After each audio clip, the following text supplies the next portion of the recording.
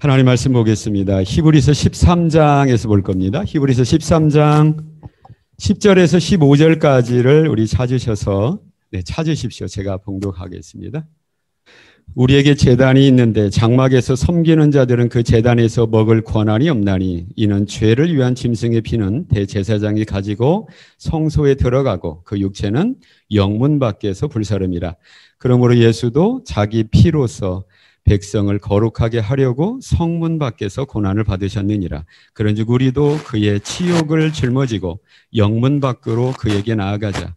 우리가 여기에는 영구한 도성이 없으므로 장차 올 것을 찾나니 그러므로 우리는 예수로 말미암아 항상 찬송의 제사를 하나님께 드리자. 이는 그 이름을 증언하는 입술의 열매니라. 아멘. 우리 고난주간을 지내고 있습니다. 주님의 고난의 한 주간입니다. 예수님은 하나님이 인간으로 오신 분입니다. 우리 죄를 해결하기 위해서 구세주로 오신 하나님이라는 거죠. 예수님이 하나님이라는 의미는 예수님이 죄가 없으시다는 의미지요. 예수님이 하나님으로서 인간으로 오셨다라고 하는 인간이라는 의미는 죄 많은 인간을 위하여서 죄를 구원할 구세주로 이 세상에 오셨다라고 하는 것입니다. 그리고 예수님의 구세주로서의 그 사역의 그 최절정이 뭐냐면 죽으심과 또 예수님의 다시 살아나심입니다. 바로 우리 지금 고난주간을 보내고 있지요. 그 고난주간이 바로 그것을 2000여 년 전에 우리를 구원하기 위해서 구원하신 그 예수님의 고난의 절정인 예수님의 십자가를 우리가 다시 한번 마음에 새기면서 우리의 나의 신앙 고백이 어떠한가를 우리가 다시 한번 돌아보는 시간이 됩니다.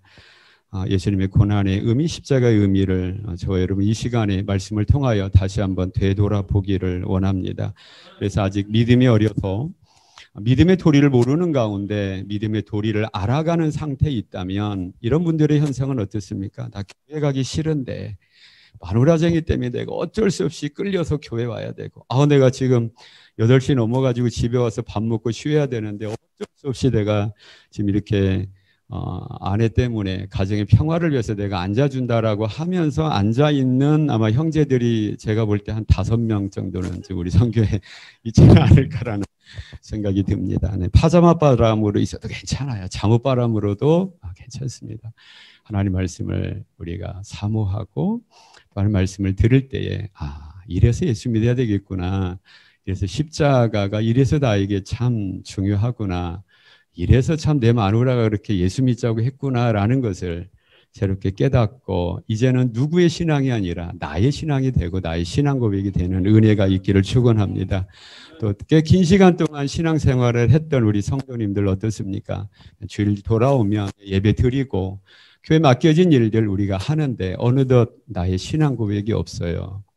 나의 마음이 담겨지지 않는 하나님을 향한 예배, 주님 보실 때 어떠한가, 주님 보실 때 받음직한 예배는 상관이 없이 그냥 내가 습관적으로 그렇게 예배를 드리고 습관적으로 교회 생활하고 있지 않는지 다시 한번 살펴볼 일입니다. 그래서 오늘 말씀을 듣는 가운데 우리 성도님들 예수님을 향한 나의 이전에 가졌던 그 감사의 또 열정의 눈물 어린 신앙의 고백을 회복하는 저와 여러분 다 되시기를 축원합니다.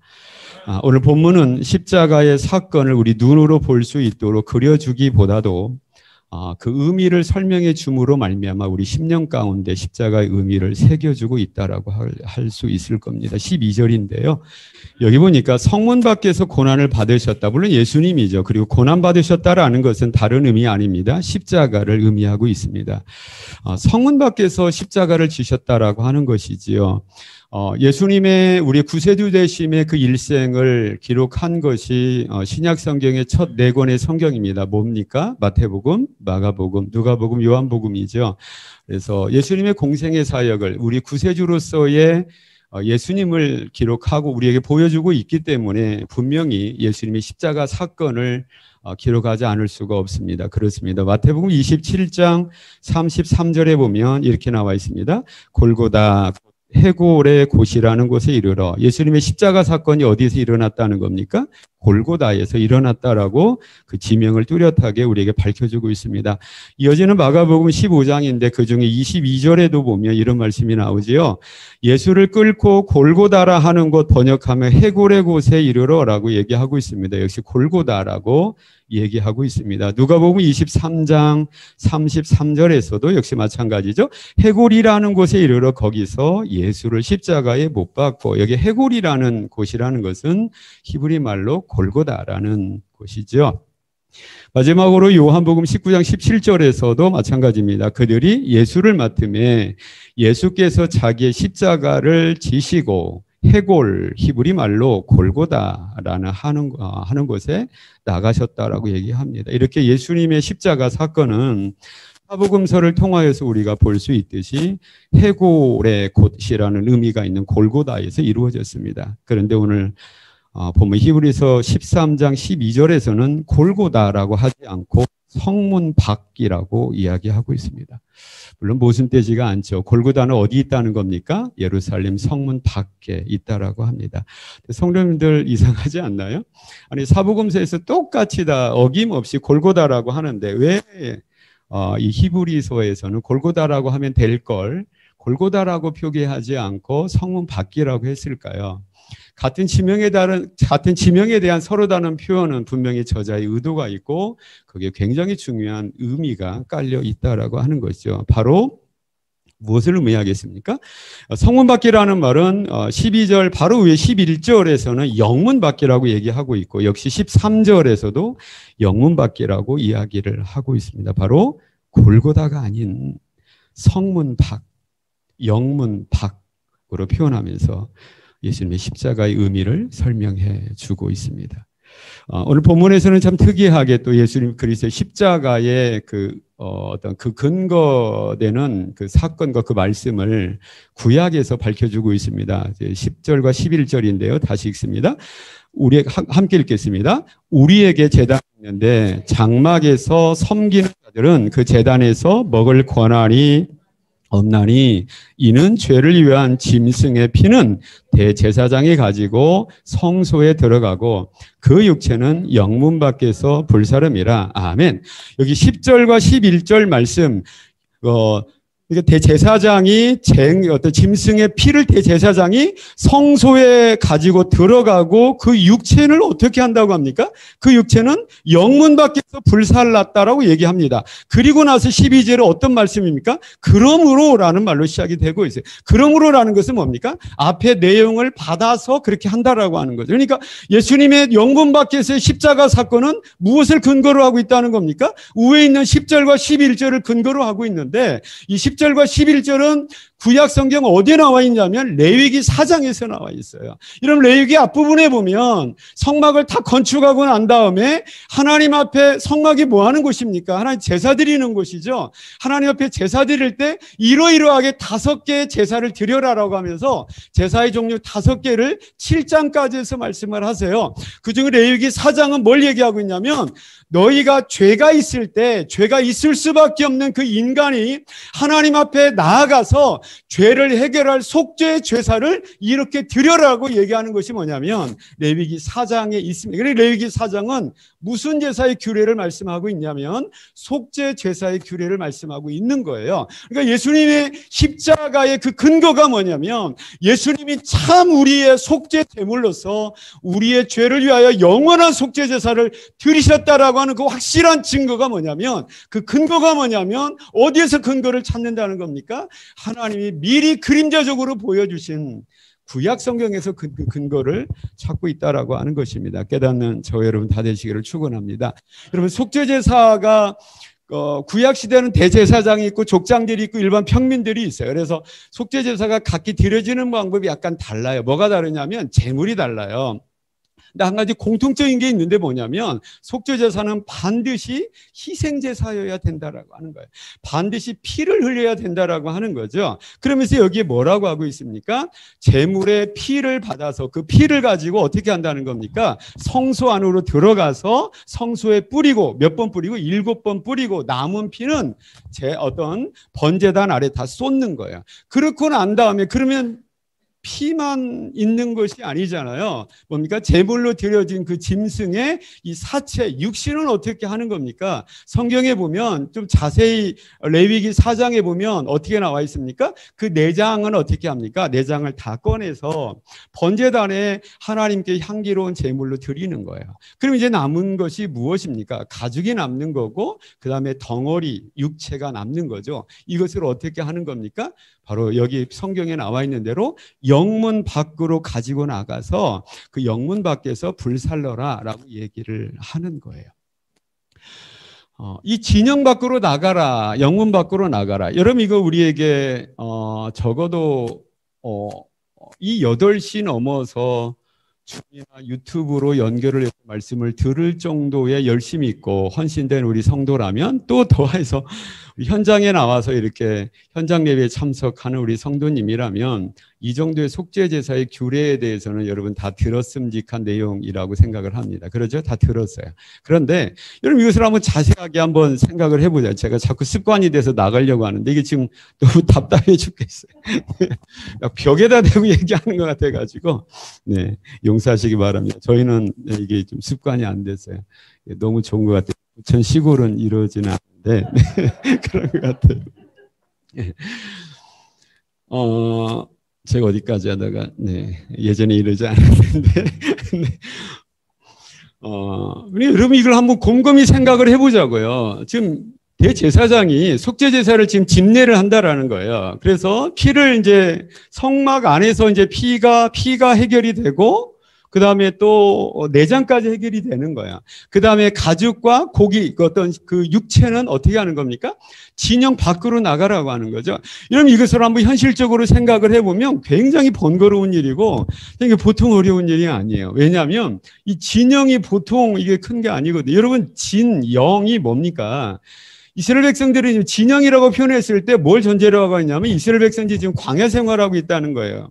집이 없잖아요. 40년 동안 하나님이 약속하신 가나안을 향하여 지금 이동하고 있는 거예요. 이동할 때 그러면 멈춰서 자야 되고 먹어야 될 때는 어떻게 합니까? 거기다가 장막을 치는 거죠. 장막을 어떻게 칩니까? 성막이 제일 가운데에 있고 동서남북으로 12지파가 각기 동서남북으로 3지파씩 장막을 치는 거야. 근데 여러분 이 장막의 규모가 좀 작은 규모라면 가운데 성소에서 제사를 드리고 난 다음에 그 제물로 드려졌던 사체를 가지고 진 밖으로 나가서 불태우는 거는 어렵지 않아요. 열일이 이런 거거든요. 제사장이 죄를 범했을 때 속죄제사의 제물은 뭐냐면 송아지예요. 송아지. 여러분 송아지는 뭐 강아지보다 좀 큰 정도가 아니잖아요. 굉장히 크단 말이에요. 예를 들어 송아지를 드렸다라고 한번 생각을 해보세요. 이거 보통 일이 아니거든요. 뭡니까? 여러분 이 진의 진영이 굉장히 큰 거예요. 왜냐하면 민수기 1장에 보면 어떤 출애굽 해가지고 지금 광야를 지나서 가나안을 향해서 행군하고 있는 이 사람들이 몇만이 20세 이상으로 남성으로서 전쟁터에 나갈 만한 사람이 60만 공 3,550명이래요. 그러니까 남녀노소를 다 합하면 한 200만에서 250만 될 거라고요. 여러분 지금 한국에 나와 계시지만 우리 조선족 동포들이 중국에 지금 얼마 정도 원래 얼마였냐면 제가 알기로는 200만이 있었다고요. 우리 조선족 동포들보다 거의 숫자가 비슷한 거예요.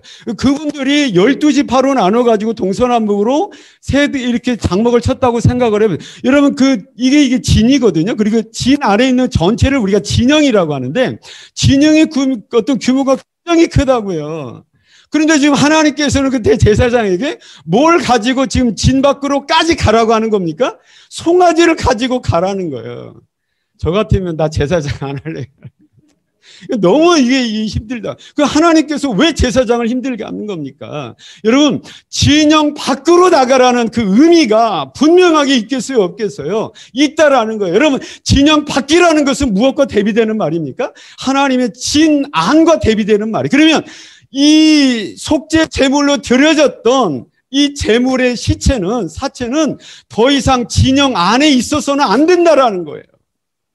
여러분 왜 그렇습니까? 왜 진 밖으로 내보내라는 겁니까? 거기서 불을 태워야 돼요. 이것은 죄의 속죄제물로 드려졌기 때문이라는 거죠. 죄가 있다라는 거죠. 무슨 말입니까? 하나님께 저주를 받았다는 거예요. 그러니까 거기 있지 못한다는 거죠. 무슨 말입니까?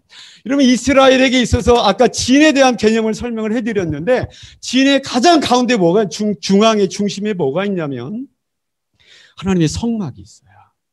여러분, 하나님의 성막의 의미가 무엇입니까? 거기서 하나님 앞에 제사 드리는 거예요. 제사 드리는 기능적 의미가 있죠. 근데 이런 제사를 드리는 곳이라는 기능적 의미와 함께 더 중요한 의미는 뭐냐면 거기에 하나님이 계신다. 그 하나님이 임재해 계신다. 그러니까 하나님이 계시니까 거기 제사가 가능한 거야. 그렇다면 하나님께서 중앙에 계시고 그 가운데 하나님이 계시고 거기에 동서남북으로 진을 치고 있는 하나님의 백성들의 의미는 뭡니까? 하나님께서 구별하신 백성들, 하나님께서 택하신 백성들, 하나님께서 기뻐하시고 하나님께서 축복하시는 백성들이란 말이에요. 그래서 거기는 하나님의 구별된 장소, 축복의 장소, 생명의 장소, 하나님 기뻐하시는 장소예요. 근데 진영 밖은 뭡니까? 진영 안과 대비되는 개념이에요. 그건 하나님이 없어요. 하나님이 안 계시다기보다도 하나님이 구별되지 않은 곳이에요. 거룩하지 않은 곳이에요. 죄악의 도시예요. 하나님의 진노가 있고 심판이 있을 수밖에 없는 거예요. 그런데 지금 속죄제물로 드려진 그 제물은 어떤 제물입니까? 내 죄를 짊어지고 죽었다고요. 이미 내 죄로 인하여 오염됐어요. 그래서 하나님의 진 안에, 하나님의 품 안에 잊지 못하는 존재가 돼버린 거예요. 그래서 어디로 가야 됩니까? 이 속죄제물로 드려진 짐승의 시체는, 육체는 그래서 쫓겨나야 돼요. 이런 의미가 있는 겁니다. 깨닫기를 축원합니다. 이스라엘 백성들이 40년 광야 생활을 마치고 가나안 땅을 정복하고 이제 나라를 세우게 됐습니다. 그리고 그 수도가 어디입니까? 한 나라의 수도가 있겠죠. 예루살렘입니다. 그리고 예루살렘 성벽을 쌓았죠. 그리고 그 안에 이제는 옮겨 다니면서 있을 필요가 없기 때문에 솔로몬 때 성막을 세운 것이 아니라 뭘 세우게 되냐면 성전을 세웠습니다. 성전이 세워지기 전에 광야 시대의 성막과 또 이후에 국가를 세우고 한 곳에 정착하게 살게 될 때 세워졌던 성전의 의미는 그대로 똑같습니다. 어떤 의미입니까? 하나님이 거기 임재해 계신다. 그리고 예루살렘 성 안에 있는 우리는 하나님께 구별된, 하나님께서 함께 하시는 하나님의 백성이다. 이것은 하나님의 축복의 장소고 하나님께서 기뻐하시는 곳이고 하나님께서 구원의 장소다. 그러면 예루살렘 성 밖은 광야 시대에 진영 밖의 의미와 똑같다라고 하는 거죠. 예루살렘 성 밖은 하나님께서 구별하지 않은 곳, 하나님의 진노의 심판이 임할 수밖에 없는 죄악된 곳, 어둠의 곳이라는 의미가 있다라고 하는 거죠. 오늘 예수님께서 그 성 밖으로 끌려나가셨다라고 하는 겁니다. 골고다라고 하지 않고 히브리서는 이것을 뭐라고 골고다라고 표현해도 될 텐데 예루살렘 성 밖이라고 이야기를 하고 있는 의미가 여기 있다라고 하는 것이지. 깨닫는 저 여러분 되시기를 축원합니다. 예수님께서 지금 성 밖으로, 진영 밖으로 쫓겨나셨어요. 끌려가셨어요. 우리가 이제까지 구약의 배경을 들었는데, 아니 거기는 하나님이 구별하지 않은 곳인데, 하나님의 축복과 상관이 없는 곳인데, 거기는 죄인이 가야 되는 곳인데, 거기는 죄인이 하나님의 징계를 받아가야 되는 곳인데, 거기는 죄인이 하나님께 심판받아 가는 곳인데, 그런데 예수님이 가는 거예요. 예수님이 왜 가셔야 됩니까? 그곳에 누가 가야 되는 거예요? 내가 가야 되는 거예요. 하나님 앞에 죄인으로 이 땅에 태어나면서 죄인으로 살아갈 수밖에 없는 저와 여러분입니다. 그래서 우리는 하나님과 함께 할 수 없는 부정한 죄인들이죠. 그래서 하나님의 저주의 심판에서 피할 길이 없습니다. 깨닫기를 축원합니다. 그런데 그 길을 누가 가신 겁니까? 예수님이 나 대신 가신 거예요. 예수님 당시 유대인들, 특별히 바리새인들은 예수님을 참 믿지를 못했죠. 그리고 예수님이 우리의 구세주일 리가 없다라고 하면서 백성들을 미혹했습니다. 결국 예수님을 십자가에 못 박기까지 했는데, 그러면서 이 예수는 하나님이 보내신 우리의 구세주일 리가 없다라고 이야기를 합니다. 그 사람들의 논리와 주장의 내용이 무엇입니까? 예수는 저주받았다라고 하는 거죠. 누구한테 저주받았다는 겁니까? 하나님에게 저주받았다라고 하는 거예요. 하나님께 저주받은 예수가 하나님께서 보내신 우리의 구세주일 리가 없다라고 하는 거죠. 이 사람들 말이 맞습니다. 하나님께 저주받은 거예요. 여러분 신명기서에 보면 예수님께서 십자가 위에 달리셨잖아요. 신명기서에 어떤 말씀이 있습니까? 나무에 달린 자마다 어떠한 자라고 얘기하고 있죠? 저주받은 자라고 하는 거예요. 그러니까 나무에 달리기를 원했던 거죠. 그 예수님께서는 실제로 나무에 달리셨어요. 뭘 받으신 분입니까? 저주받았어요. 누구한테 저주받았어요? 하나님께 저주받았어요. 예수님의 십자가 사건이 고난주일 중에 우리가 얘기한다면 금요일이 되겠죠. 이번 주 금요일이 되는데 제3시에 십자가에 못 박힌다고 성경이 얘기하고 있어요. 제3시는 로마 당시의 시간은 제1시가 해 뜨고 1시니까 우리로 하면 6시 정도가 되겠죠. 아침 6시. 그리고 제6시에 태양이 빛을 잃어버립니다. 그 다음에 제9시에 예수님께서 운명하십니다. 운명하실 때 뭐라고 말씀하십니까? 엘리 엘리 라마 사박다리 하면서 운명하십니다. 어떤 말입니까? 나의 하나님 어찌하여 나를 버리셨나이까. 지금 예수님은 십자가에서 골고다에서 성문 밖에서 하나님께 버림받은 거예요. 하나님께 저주받은 거예요. 누구 때문입니까? 내가 가야 될 그곳, 내가 쫓겨나야 될 그곳에, 내가 끌려가야 될 그곳에, 내가 달려야 될 그 십자가에 예수님께서 대신 가신 거예요.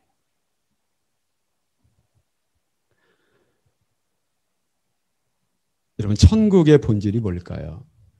요한계시록을 보면서 천국 참 얼마 전까지만 해도 천국에 대한 비상적인 것, 시골 우리 권사님들이 알고 계시는 것, 과일이 많고 그래서 실제로 있었다라고 합니다. 저 동광의 어떤 처소의 권사님인지는 모르겠는데 연세 드신 분이 천국에는 과일나무가 많다니까 저는 처음에 그 말을 듣고 무슨 말인지 몰랐어요. 과일 새난다라는 말을 쓰셨대요. 과일 새나오라는 말을 써요. 그러니까 우리 민족은 밥을 먹어야 되니까 천국 갈 때 밥통 가지고 가야 되겠다라고 얘기를 했다고 합니다. 새난다는 것이 과일을 여기 이 땅에서도 과일을 하도 많이 먹어서 질리는데 천국까지 가서도 과일이 많다니까 밥 먹자라고 하면서 아마 밥통을 가져간다라고 말씀하셨던 거. 네, 굉장히 천국을 실제적으로 생각하시는 정말 믿음이 좋으신 분이라고 저는 생각을 합니다. 천국에 대한 이런저런 묘사들이 있죠. 대부분 물질적인 거죠. 그렇죠? 천국의 본질이 뭘까요? 거기는 하나님이 계시는 곳이에요. 천국의 의미는 하나님이 거기 계시는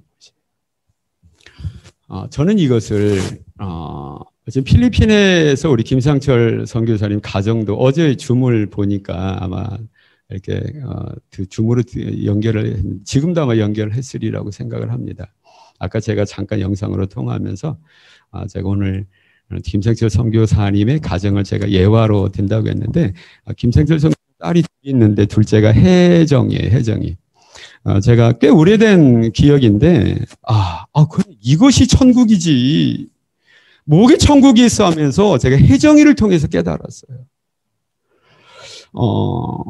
연길이 집회가 있었는데 제가 집회를 마치고 나면 바로 다음 일정을 잡아서 바로 이동하는 것이 보통 일인데 그때는 좀 여유가 있었던 것 같아요. 집회 끝나고 며칠의 여유가 있었던 그래서 김상철 선교사님 가족과 함께 차를 가지고 이렇게 좀 저를 구경시켜 주는데 이동하는 동안에 둘째 딸 혜정이가 몇 살 때, 그러니까 무릎에 앉아 있었을 때니까 꽤 어렸을 때죠. 엊그저께 보니까 아가씨가 다 돼가지고 깜짝 놀랐는데 무릎에 앉아서 이제 이렇게 저하고 이제 이렇게 어린이 찬송도 하고 성경 통화도 하며 이제 제가 이제 장난기가 발동한 거예요. 어떤 얘기했냐면 야 혜정아.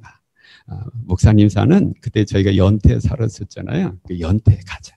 거기 가면 과일도 대다 많아. 사과도 많고 포도도 많고 딸기도 많고 너 좋아하는 과일이 있다면 선생님이 많이 사줄 테니까 가자. 그다음에 선생님 집에는 너를 이뻐해 줄 만한 언니들도 있고 오빠도 있고 또 막 놀잇감도 많이 사줄 테니까 가자. 이 정도 말하면 올 줄 알았거든요. 그러고 나서 혜정아, 그러면 목사님 연태 갈 때 가자. 그랬는데 얘가 단칼에 한마디로 안 가 해버리는 거예요. 아니, 왜 안 가는 거야? 했는데 얘가 한마디 하는 거야, 이 친구가. 한마디 하는데 그게 뭔지 아십니까? 거기는 엄마가 없잖아. 근데 그 말을 듣고, 아, 그렇지. 이게 천국이지. 천국이 왜 천국입니까? 거기는 하나님 아버지가 계시는 곳이에요. 하나님 아버지가 계시는 곳이기 때문에, 하나님 아버지가 계시는 그 본질이 있기 때문에 거기는 그래서 다시는 눈물이 없을 수가 있는 거예요. 하나님 아버지가 우리와 함께 하시는 곳이 천국이기 때문에 거기는 슬픔이 더 이상 있을 수가 없는 곳이에요. 이것이 천국입니다. 그렇다면 여러분, 지옥은 어떤 곳입니까? 지옥은 뭡니까? 우리가 성경의 마가복음에 보면 예수님 직접 말씀하셨잖아요. 거기는 벌레도 죽지 않는데요. 거기는 사람마다 불로 소금치담을 받는데요. 얼마나 괴롭겠어요? 얼마나 힘들겠어요? 거기 가면 안 될 줄로 믿습니다. 그런데 왜 그러한 엄청난 비극의 고통의 역사가 일어납니까? 거기는 하나님이 없다는 말이에요. 하나님이 없는 더 적극적인 의미는 하나님이 진노하시는 곳이에요. 하나님이 심판하시는 곳이에요. 그러니까 지옥이라는 겁니다. 깨닫기를 축원합니다. 하나님이 등 돌리시는 것, 하나님이 버리신 것, 하나님이 관여하지 않는 것이 지옥입니다. 그럼 예수님은 뭐라고 고백하셨습니까? 엘리 엘리 라마 사막다니, 하나님 하나님 어찌하여 나를 버리셨습니까? 그 순간에 예수님은 지옥인 거예요. 저와 여러분이 가야 될 하나님 앞에 따돌림을 받고 하나님의 진노의 심판, 지옥 심판을 피할 수 없는 저와 여러분을 위해서 예수님은 지옥을 경험하신 거예요. 이러면 이것이 예수님의 십자가입니다.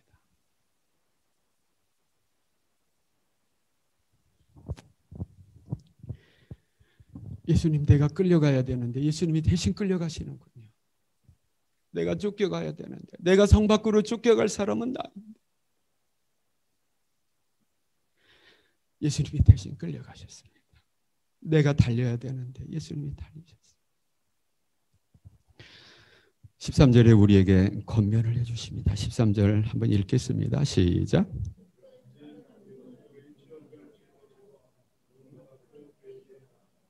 저는 이 말을 의미적으로 두 가지로 나눠서 생각하기를 원합니다. 우리 먼저 영문 밖으로 나가자는 거예요. 영문 밖에 누가 있습니까? 영문 밖에 의미는 뭡니까? 저주의 장소, 심판의 장소, 우리 한번 나가보자는 거죠. 거기 뭐가 있습니까? 예수님의 십자가가 있다는 거예요. 이러면 나가자라는 의미는 뭐냐면 한번 나가고 말자라는 것이 아니에요. 끊임없이 나가자라는 거예요. 반복해서 나가자라고 하는 거예요. 여러분, 십자가 사건은 단회적인 사건입니다. 한 번 있고 우리 구원을 완성하셨어요. 그럼에도 불구하고 우리에게 지금 권면하십니다. 계속 나가라는 거예요. 무엇입니까? 성령 하나님의 인도를 따라서 우리의 영적인 눈을 열어서, 우리 마음을 문을 열어서 십자가 앞에, 예수 앞에 나 자신을 세워보자는 거예요. 나를 좀 끌고 가자는 거예요. 어디로 끌고 가자는 겁니까? 나 자신을 끌고 가서 십자가 앞에 나를 세워보자는 겁니다. 여러분, 우리가 거울을 봅니다. 내 머리가 흐트러지지는 않았는가? 내 옷매무시가 어떤가? 우리 나를 비춰봅니다. 오늘 예수님께서는 십자가 앞에 우리를 비춰보자라고 얘기를 하십니다. 예수님 앞에 나를 세웠을 때에 진정한 나의 본 모습을 저는 깨닫게 되었어요. 저는 참 예수님 만나기 전에 그래도 괜찮은 학생? 그래도 괜찮은 사람? 이런 줄 알았어요. 그래서 십자가 앞에 나를 비춰봤을 때 이 세상에서 어떠한 존재보다 제가 비참한 인생이라는 것을 저는 깨닫게 되었습니다. 이것이 저의 본 모습이에요. 여러분, 저만 그렇습니까? 왜 여러분은 아닌 척 왜 쌩까고 있는 거예요?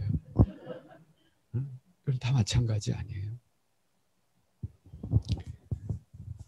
여러분, 어느덧 구원에 대한 우리 감각이 식어버렸어요. 이렇게 기도가 힘듭니까? 이렇게 감사가 힘들어요. 이렇게 봉사가 인색하게 됩니까? 이전에는 그러지 않았는데 고난주간을 맞이해서 영문 밖에 나 자신을 데리고 나가고 십자가 앞에 나 자신을 세워보는 은혜가 있기를 축원합니다. 그래서 나의 본질이 무엇인가?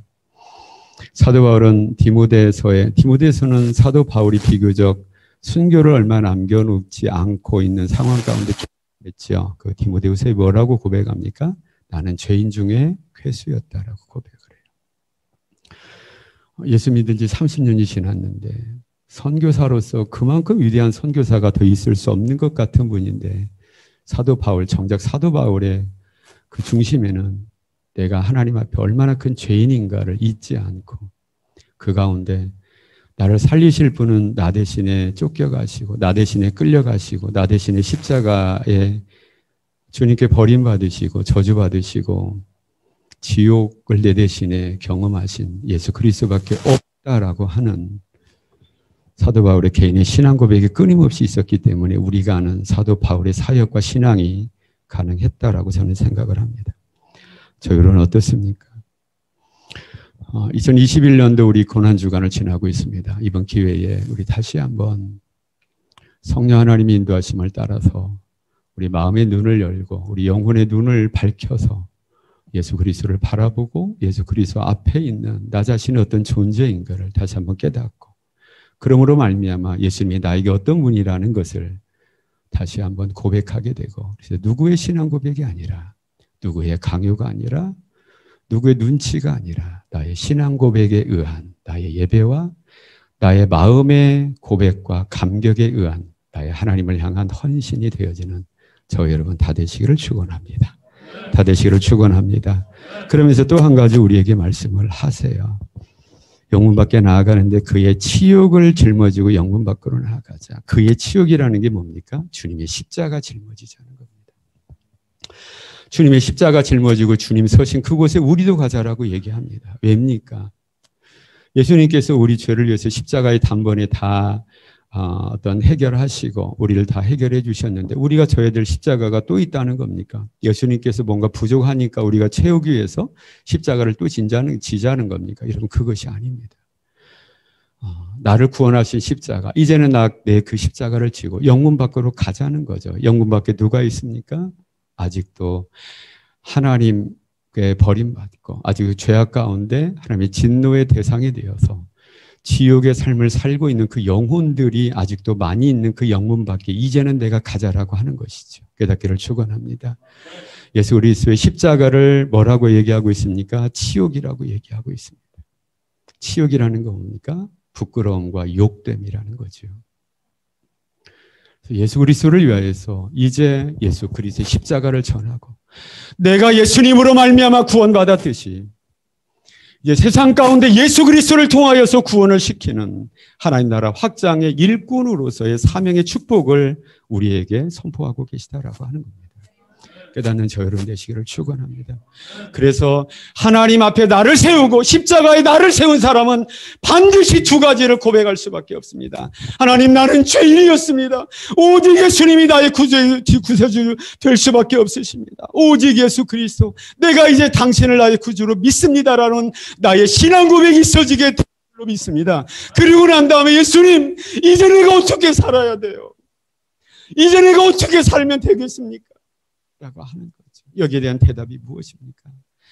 내가 너를 구원하기 위하여서 졌던 그 치욕의 십자가를 이제 네가 지고 아직 그 십자가의 도를 모르고 믿음의 도를 모르고 복음의 도를 모르는 그 사람들에게 이제 네가 가야 되지 않겠느냐라고 우리에게 권면하고 있는 것이죠.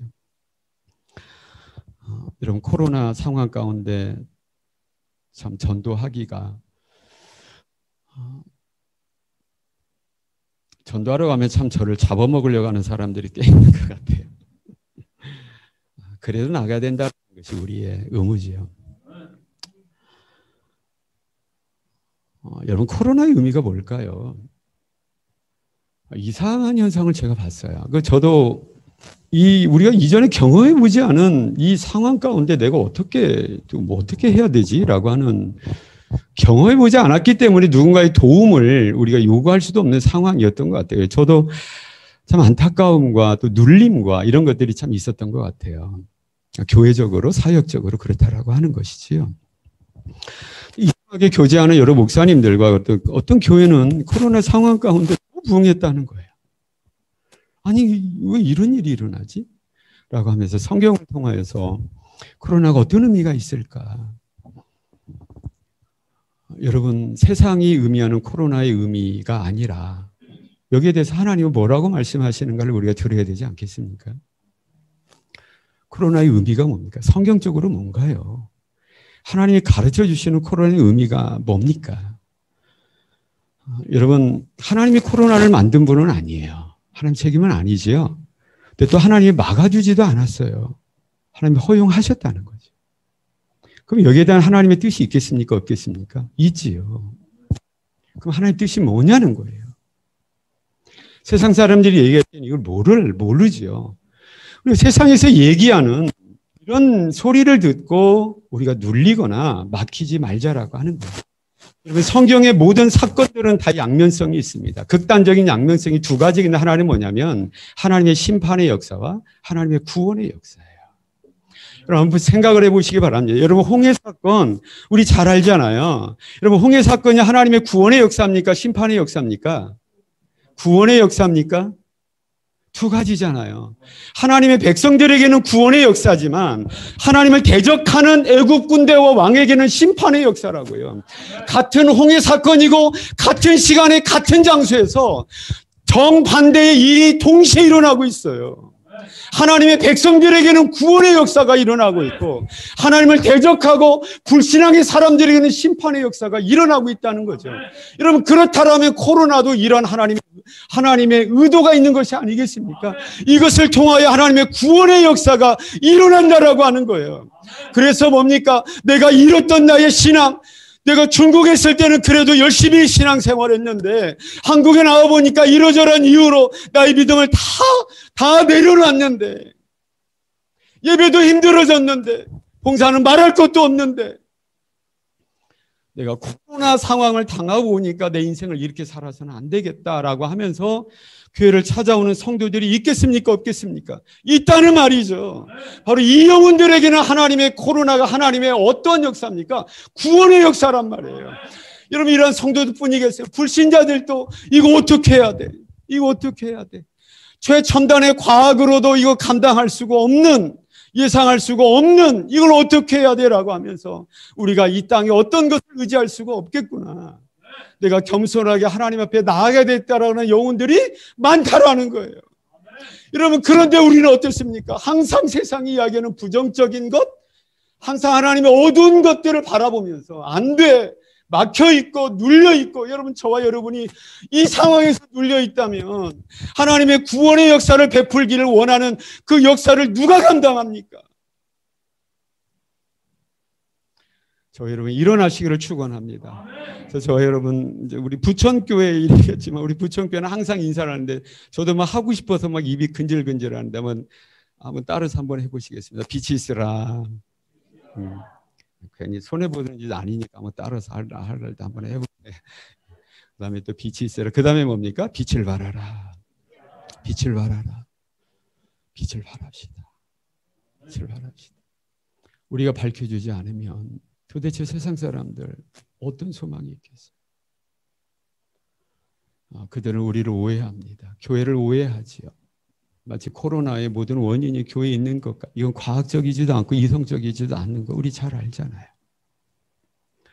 우리가 눌려 있다면, 우리가 막혀 있다면, 우리도 같이 세상 사람들과 같이 두려워하고 있다면 도대체 그 영혼들, 영문 밖에서 하나님의 진노의 대상이 되어서 하나님의 심판의 대상이 되어서 지옥 갈 수밖에 없는 영혼들을 어떻게 구원합니까? 하나님은 그들을 구원하기를 원하십니다.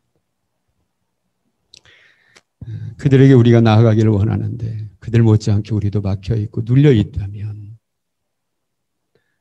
안 될 것이다 라고 하는 것을 21년 이 코로나 상황 가운데 주님의 권면의 말씀, 그의 치욕을 짊어지고 영문 밖으로 그에게 나아가자라는 권면을 들으시고 이제 주님을 의지해서 십자가를 지고 십자가를 가지고 세상에 나아가 십자가를 선포하고 십자가를 보여주고 택자들을 구원해내는 하나님의 축복의 사명을 기쁨으로 능력으로 감당하게 되는 우리 형제교회들 다 되시기를 축원합니다. 다 되시기를 축원합니다.